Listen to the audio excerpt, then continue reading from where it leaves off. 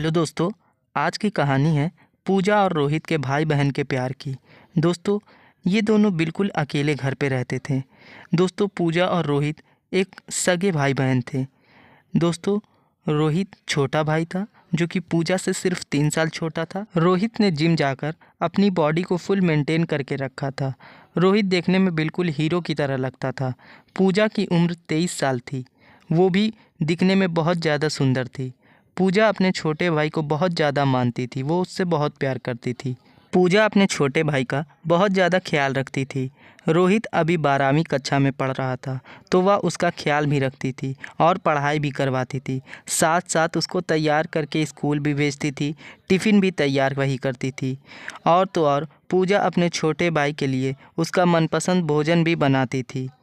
वह जब स्कूल से वापस आता था तो उसके लिए वो सदैव नए नए पकवान बनाकर रखती थी। पूजा की माँ नहीं थी, इसलिए पूजा अपने छोटे भाई का माँ की तरह ख्याल रखती थी। पूजा की माँ का स्वर्गवास 5 साल पहले ही हो गया था। पूजा के पिता एक दिन ऑफिस से घर जल्दी आ गए। पूजा के पिता सरकारी दफ्तर में काम करते थे और वो हमेशा अपने काम के सिलसिले में घर से बाहर रहा करते थे। लेकिन आज वह ऑफिस से इसलिए जल्दी आ गए कि उन्हें अपने गांव जाना था। वहां पर उनके दूर के रिश्तेदार का देहांत हो गया था और उनका वहां पर जाना बहुत ज़्यादा ज़रूरी था। उनका गांव मात्र घर से 5 घंटे की दूरी पर था। पूजा ने कहा, कोई बात नहीं पिताजी, मैं अकेले घर का ख्याल रख लूँगी। और तो और मैं अपने छोटे भाई रोहित का भी अच्छे से ख्याल रखूँगी। आप निश्चित होकर जाएं और अपना काम ख़त्म करके जल्दी से वापस आएँ। यह सारी बात सुनते ही पूजा के पिता बड़े प्रसन्न होते हैं और वो रात की ट्रेन पकड़कर 4 दिनों के लिए अपने गांव चले जाते हैं। अब पूजा 4 दिनों के लिए अपने भाई के साथ अकेले ही थी। शुरुआत के 2 दिन तो बहुत ही अच्छे से कट गए, लेकिन तीसरे दिन पता चला कि उनके पिताजी को हार्ट अटैक आया है और उनको अस्पताल में भर्ती किया गया है। डॉक्टर ने कहा है कि 10 लाख का इंतज़ाम अगर नहीं हुआ तो उनकी जान भी जा सकती है। पूजा बहुत ज़्यादा घबरा गई और रोने लगी। रोहित ने कहा, दीदी आप घबराओ नहीं, पापा ने जो बैंक में मेरे कॉलेज के लिए पैसे जमा किए हैं वो हम लेकर गांव चलते हैं। पूजा ने जब बैंक में पता किया तो रोहित के अकाउंट में सिर्फ 5 लाख रुपए ही थे। पूजा घबरा गई और वो सोचने लगी कि अब 5 लाख का इंतज़ाम कहाँ से करूं। तभी पूजा को याद पड़ा कि उसकी शादी के लिए जो पापा ने गहने रखे थे उन्हें बेच देती हूँ। और पूजा रोहित वो गहने बेचने सोनार के वहाँ जाते हैं। सोनार ने उन गहने के 6 लाख रुपए दिए। अब रोहित और पूजा के पास कुल 11 लाख रुपए थे और वो दोनों गांव जाने के लिए तैयारी करने लगे।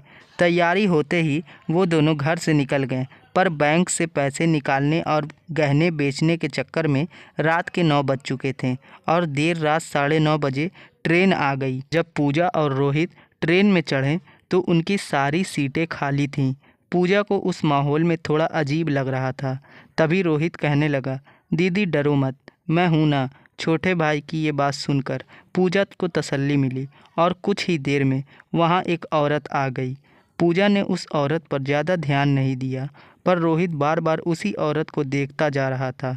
कुछ देर बाद उसे रोहित को प्यास लगने लगी। रोहित को जैसे ही प्यास लगी उस औरत ने रोहित को पानी पीने के लिए दिया और बाद में पूजा ने भी उस पानी को थोड़ा सा पिया। थोड़ी देर बाद पूजा वॉशरूम में गई। पूजा को वॉशरूम में देर लग गई तो रोहित उसके पीछे पीछे आ गया। तो पूजा ने उसे डांटते हुए कहा, तुम यहाँ क्या कर रहे हो? तुम्हें सामान और पैसों का ध्यान रखना चाहिए था। तब रोहित ने कहा कि दीदी मुझे आपकी चिंता होने लगी थी, और वो दोनों जाकर अपनी सीट पर बैठ गए। दोनों भाई बहन ने अकेले रात में पहले कभी सफ़र नहीं किया था, इसलिए थोड़ा अजीब लग रहा था। अब 2 घंटे बीत चुके थे, सिर्फ 3 घंटे का सफ़र और बचा था। अब उन दोनों को नींद आने लगी थी और उन्होंने सोचा क्यों न थोड़ी देर झपकी ले लेते हैं, और दोनों भाई बहन ट्रेन में सो गए। और जब उनकी नींद खुली तो सुबह के 5 बज रहे थे। ट्रेन उनके गांव से बहुत दूर पहुंच चुकी थी। उन दोनों का सारा सामान गायब हो चुका था, और तो और जिस पैसों से पापा का इलाज होना था वो 11 लाख रुपए भी गायब हो चुके थे। अब पूजा और रोहित को समझ आ चुका था कि उस औरत ने अपने पानी में ज़रूर नशे की दवा मिलाई थी, और उस पानी को पीते ही पूजा और रोहित बेहोश हो गए। पूजा और रोहित ट्रेन से उतरे और उन्होंने टीटी को सारी बातें बताई और एफआईआर दर्ज हो चुका था। टीटी ने उनको वापस ट्रेन में बैठाया और वो अपने गांव खाली हाथ पहुँचे। गांव पहुंचने के बाद पता चला कि कुछ घंटों पहले ही उनके पिताजी का निधन हो चुका था। पिताजी के देहांत के 2 साल बाद रोहित को पिताजी की नौकरी मिल गई और उसने पैसे कमाकर अपनी बहन की अच्छी जगह शादी कर दी। तो दोस्तों, देखा आपने, ट्रेन में कभी भी सफ़र करते हुए एक दूसरे का सामान का ख्याल ज़रूर रखें और अपने सामान की रक्षा खुद करें।